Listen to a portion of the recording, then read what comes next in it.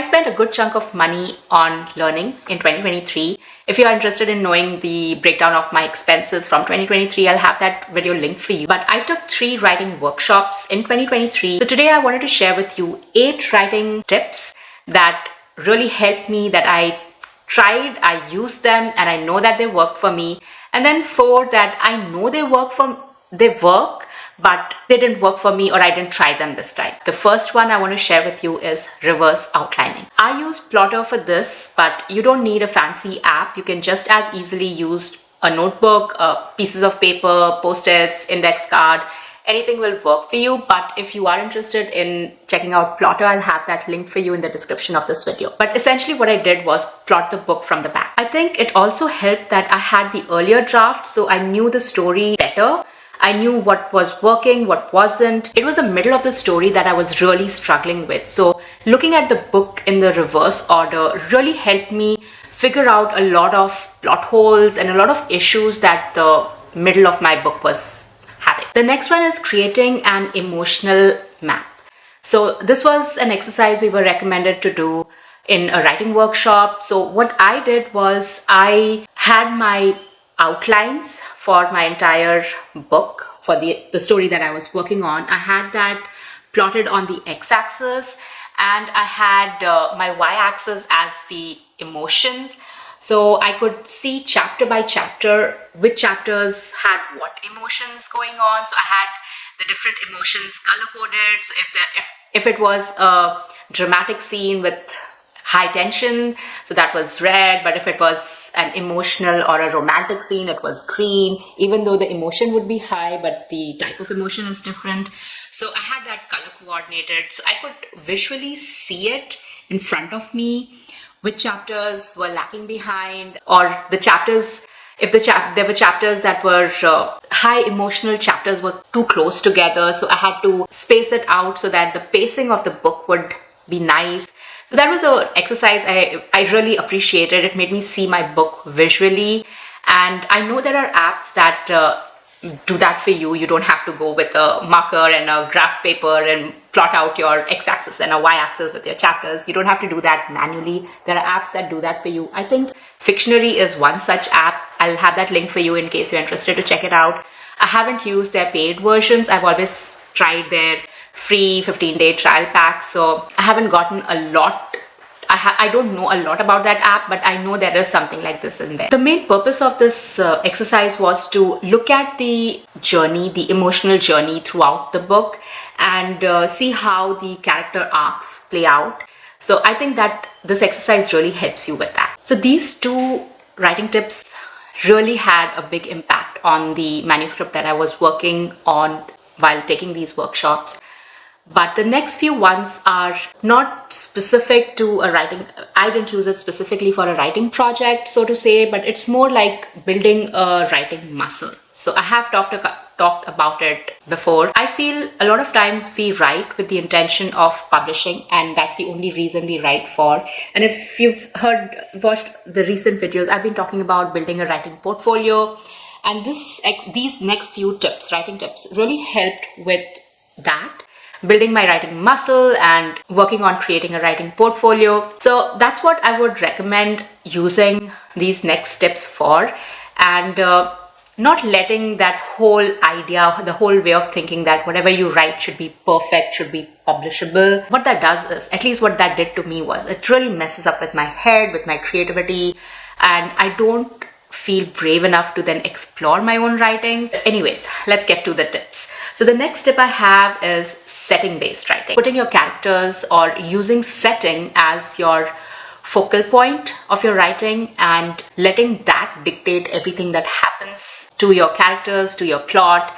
And that was a writing exercise I found very challenging, but it also helps you build in use the 5 senses and build your characters that way, instead of practice your show don't tell aspect of writing. So that was a very good exercise that we did in one of the writing workshops. In the same way, there was the other one that was time travel writing. So we were asked to write a scene from our current work, but change the timing, change the time period. If it was during the day, what if it was happening in the night? If it was happening in summer, what if it was happening in winter? If it was happening in 2023, what if it was happening in 1980s? And just play around with the timing of it. That was another exercise that I feel helped look at a scene in a different light and see how the characters would behave differently because it was a different time.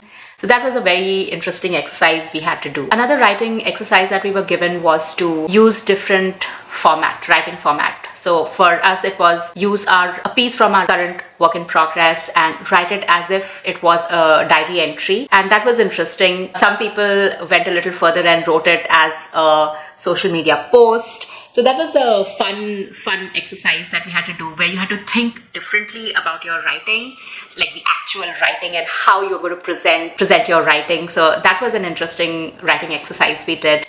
And another one was, which I found to be the most out of all these writing exercises we did, I found that to be very helpful.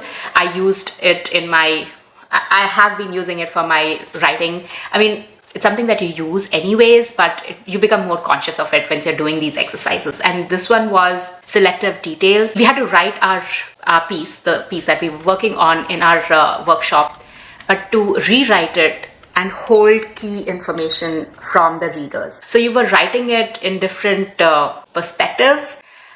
So what if I hold this piece of information versus what if I hold that piece of information? And if you do that, what happens to the rest of the story and how you write the rest of the story? So that was really helpful. Another one was, we were asked to write it. I did write it, but it didn't really matter to my writing project that I wanted to work on in the workshops. And that was to give more obstacles or different obstacles to the main characters. It was helpful. I see the point in it, but it didn't really translate into my writing project. But essentially what you had to do was give random plot twists to your characters, to your story. See how that would change your plot, your story, your outline. And this one was just an exercise that one of the writing workshop started with, and that was subconscious writing, where we were asked to write about 4 pages of a story without looking at our story, just what we remember or what we want the story to be. And that was another thing that I really liked, because I've been working on this story for so long that it's all the versions, everything is all mixed up. So starting there was a good place, because that made me realize what version of the story I want the final version to look like. So that was a nice way. So what we had to do was just start writing the story as if we are just telling it to someone. For about 4 pages, we had to just do that. And that was a very, very neat exercise. I would recommend that, especially if you've been working on a story for a long time and you are sort of lost in it. And the next 4 ones I have, these are fun exercises that I would recommend you try if you are starting a new story. I feel they're more beneficial then, or you're at a point where you need to figure out your characters and your story.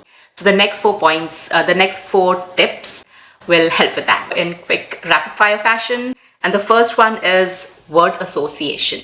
So you pick a character and try different words to see if something comes up about the character, to see if it sparks something with your plot related to your character. It's a fun exercise. Recommend if you are discovering your story. The next one is random word integration, and this one is a great exercise if you feel your vocabulary is not vast and you want to practice using new words and enrich your vocabulary in your writing. This is a good exercise for that. Character playlist, I feel everyone does it. I'm not a big music person when I'm writing, so I not necessarily have a playlist for every book I'm working on, but I know a lot of writers who do this. I see the point in it.